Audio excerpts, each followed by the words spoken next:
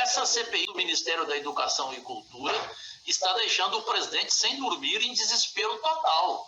E estamos aqui com mais um vídeo do nosso canal Política em Debate. Minha amiga, meu amigo, você já sabe que eu vou pedir, é claro, deixe seu like, siga o nosso conteúdo e se der, mas ainda nos apoie. Nosso pix é doutorjcr@gmail.com. Bom, tem alguns fatos interessantes rolando essa semana. Um deles é uma declaração agora do Braga Neto.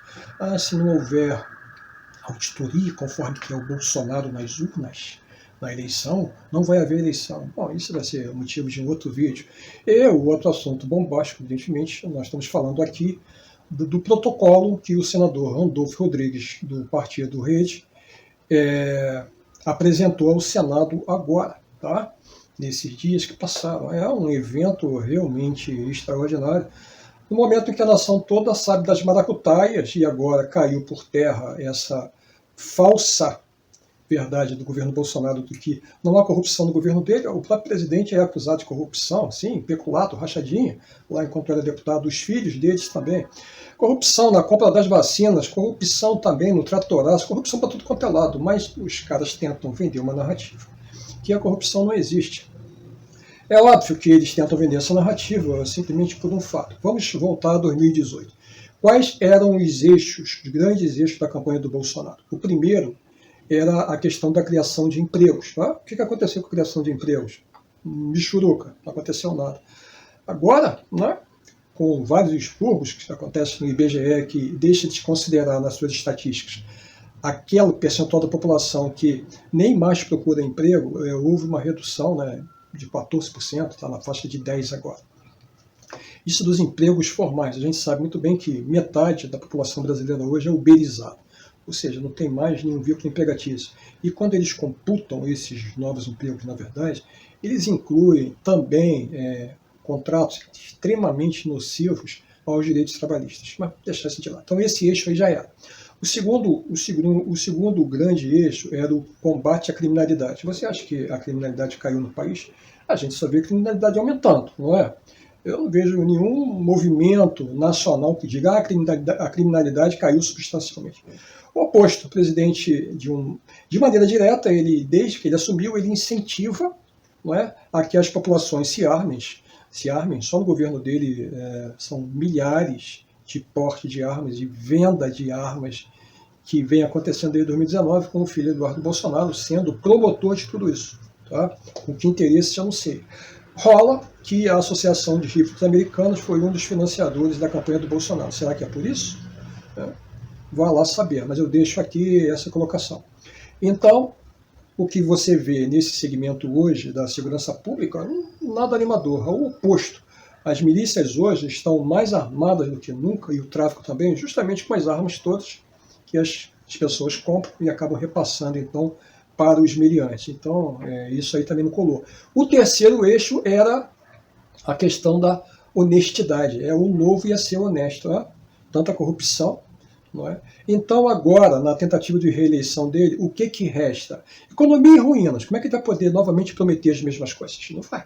Não é?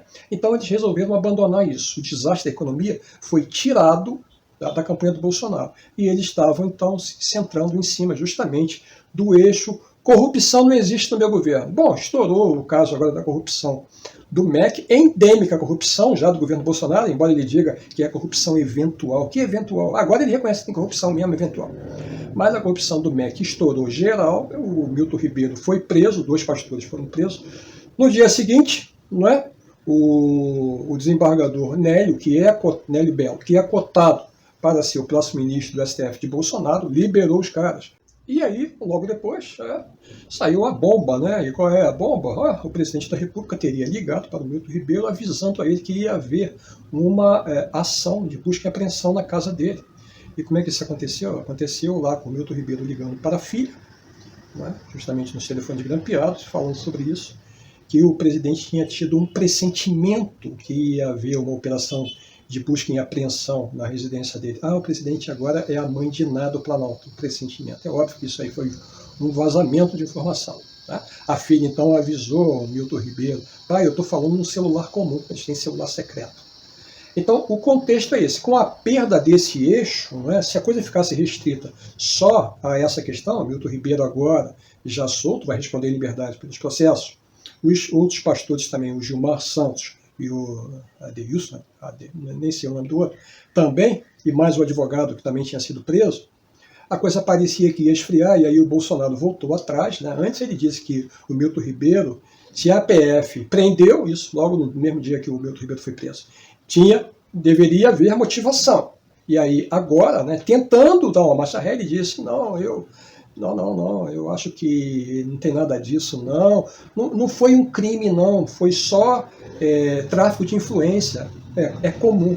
Eu lembro a vocês que o filho dele, o Jair Renan, responde ao processo pela PF, na PF, justamente por tráfico de influência. Tá? Aliás, a Justiça Federal negou, tá, um pedido da Polícia Federal para quebra do sigilo do filho 04, Jair Renan, acusado de tráfico de influência. Será que você, se estivesse sendo acusado de tráfico de influência, a PF pedisse a um juiz para que quebrasse o sigilo bancário de você, a justiça ia negar?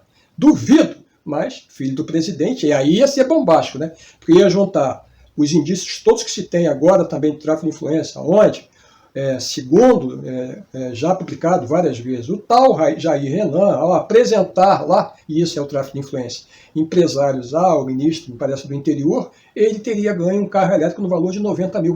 Aí está a corrupção. É o mesmo esquema dos pastores, só que os pastores pediam 15, 30 mil de entrada, passe, para apresentar a reivindicação ao ministro Milton Ribeiro e depois, se a coisa rolasse, aí a coisa era muito maior, não é? Podia, inclusive, chegar a ter denúncia de uma prefeitura que o cara pediu simplesmente, o Gilmar Santos, me parece, 1 quilo de ouro, que um mês atrás era R$303 mil. Então, se você tem esse fato, e se o Jair Renan, o juiz autoriza, e aí o sigilo do Jair Renan é quebrado, e aí verificam que é verdade tudo isso, que ele recebeu mesmo de fato, e aí outras coisas mais, teria acabado, então, essa tentativa de reeleição, que em nada interessa a nação, de um governo desastroso, incompetente e desclassificado sob todos os aspectos. Tá? Lembrando aí da fala agora do vice à reeleição, que é o tal do Braga Neto, dizendo que se não houver auditoria nas urnas, não vai haver eleição. Ele é o vice, ele está tentando ser vice dentro de uma democracia, ameaçando a própria democracia. Então, são coisas desse governo maluco, um governo autoritário, assim como é também o Jair Bolsonaro, assim como é também o tal do general Heleno, assim como é também essa turma toda que vem lá da época da ditadura. Eles acham ainda que a coisa ainda rola até hoje, que eles são os superiores, sabe? Eles que pensam melhor e podem tudo.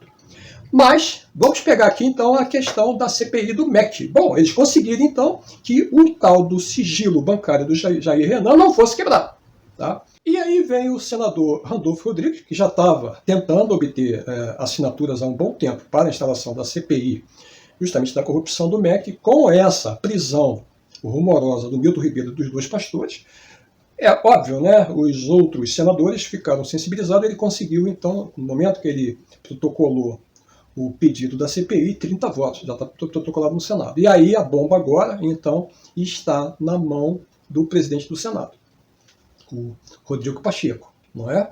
O Rodrigo Pacheco hoje, ele faz uma dobradinha tanto com o Arthur Lira e também com o Bolsonaro na questão da Petrobras. Tá? Eles querem também privatizar a Petrobras, que é uma vergonha para o Rodrigo Pacheco, que chegou a se colocar, inclusive, tá, como um presidenciável, parecendo que ele seria alguma coisa parecida com Juscelino Kubitschek. Isso, se colocar dessa forma nociva em relação à Petrobras, realmente é uma vergonha para ele. E ele, o que ele declarou?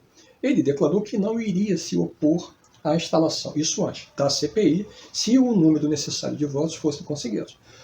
A coisa pegou, porque o Randolfo Rodrigues conseguiu e protocolou. E ele agora diz que nessa próxima semana, agora nós estamos na sexta-feira, logo no início, ele vai dar, então, a sua decisão. Isso é ridículo, né? Porque depende do presidente do Senado para que a CPI role, já tendo 30 assinaturas, né? Ou seja, se o cara disser não vai rolar, mas ele vai dar a decisão, então, se vai ser instalada, Está protocolado, mas se vai ser instalada a CPI ou não. Então, vamos aguardar.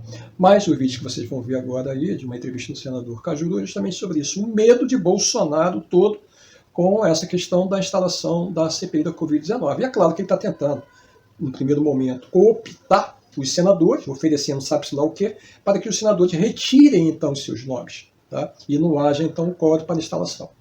Se isso vai funcionar ou não, a gente não sabe. Esse fato do Rodrigo Pacheco postergar essa decisão dele, eu acho que é um conluio com o Bolsonaro, porque dá tempo do Bolsonaro tentar cooptar aquelas pessoas que já assinaram. Então, é o mundo da política, tá? Mas, para mim, o Rodrigo Pacheco está realmente se portando de uma forma realmente constrangedora no momento presidencial que se colocou até como uma alternativa tal da terceira via, entendeu? Fazendo dobradinha com um homem que é extremamente nocivo à nação brasileira, com um total desclassificado, incapacitado e que levou o país a esse estado de calamidade que nós temos. Essa CPI do Ministério da Educação e Cultura está deixando o presidente sem dormir em desespero total. A tentativa de retirar assinaturas, oferecendo, evidentemente, algo, porque não existe almoço de graça. No mundo de hoje, nem Jesus Cristo é de graça. Você precisa de pagar intermediário para chegar até ele. Então, nós estamos de acordo com as palavras do senador Randolfo Rodrigues, e antes dele falar isso, eu já tinha na tribuna feito um pronunciamento. Eu nunca vi tanto medo de uma CPI como agora, né?